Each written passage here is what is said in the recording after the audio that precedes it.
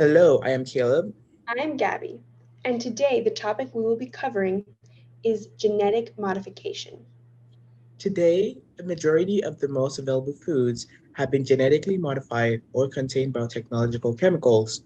This makes the public debate on how these advances in foods may affect their health and how ethical these procedures are.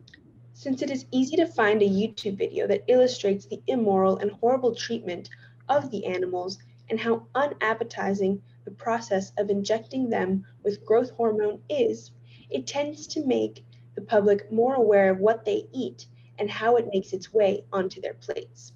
This makes genetically modified organisms very relevant as the public debates whether these procedures should be continued. However, to understand whether or not GMOs are ethical and should be used, we must first understand what GMOs are. GMO means genetically modified organisms. They are modified organisms that are done scientifically for various reasons and at different levels. It is important to understand that gene modification can range from farming techniques like grafting Grafting is a farming technique in which two different plants are combined to create a new one. For example, a tree that produces both lemons and limes. to the laboratory gene modification, which is the nitty-gritty of gene replication and coding. When talking about GMOs, the public tends to lean towards laboratory gene modification like cloning. Cloning is when a scientist will identify a gene trait from an organism, whether it be a plant or an animal, copies or clones the gene, and then proceeds to insert the gene into another organism in its early forms. Then grows the gene in a controlled environment to further replicate the genetically modified organism. Laboratory gene modification can also refer to creating and feeding hormones to organisms. For example, the chemical known as bovine somatotropin is usually fed to cows to make them produce milk faster. Auxin and gibberellin, which also decreases chances of rice crops getting diseases. There are several methods of gene modification in organisms that the public is concerned about. However, what makes GMOs such a controversial topic?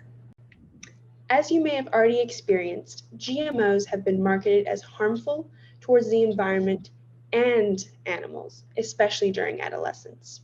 However, these negative views on GMOs have been opposed by much of the scientific community. Many scientists disagree with the bad reputation that GMOs have garnered. But unlike the majority of scientists, Jules Preddy, a professor of environment and society at the University of Essex, wrote in his article titled Intensification for Redesigned and Sustainable Agriculture Systems that the future of agriculture is instead in sustainable intensification.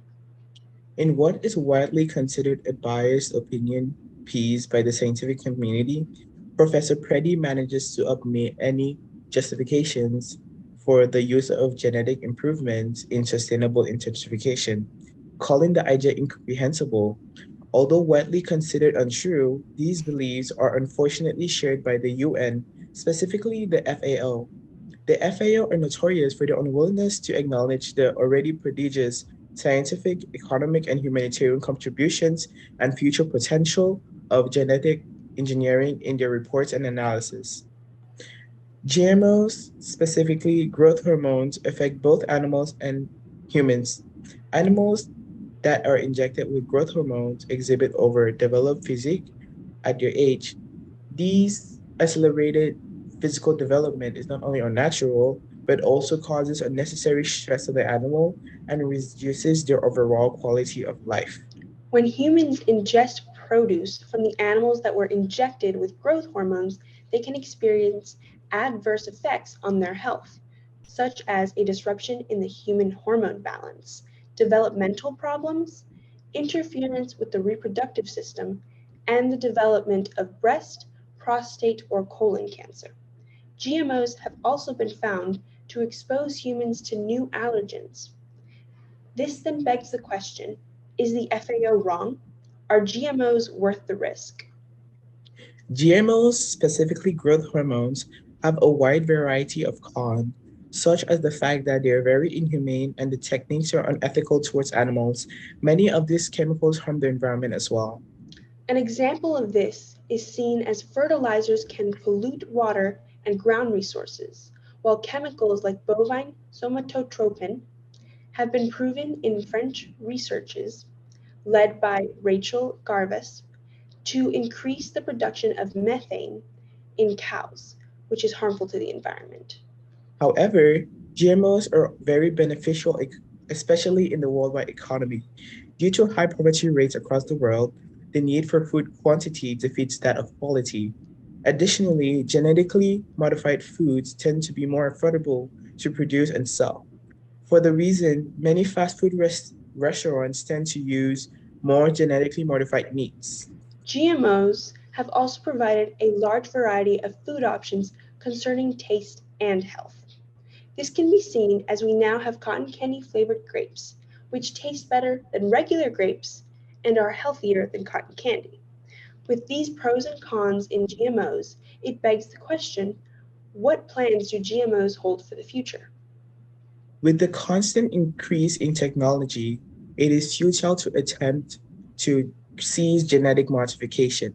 This is because GMOs have helped relieve the world of many problems today and will continue doing so.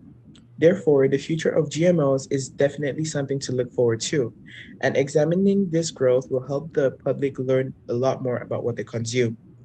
Thanks Thanks for for watching watching, and and I hope hope you you learned learned a a little lot more more about about GMO. GMOs.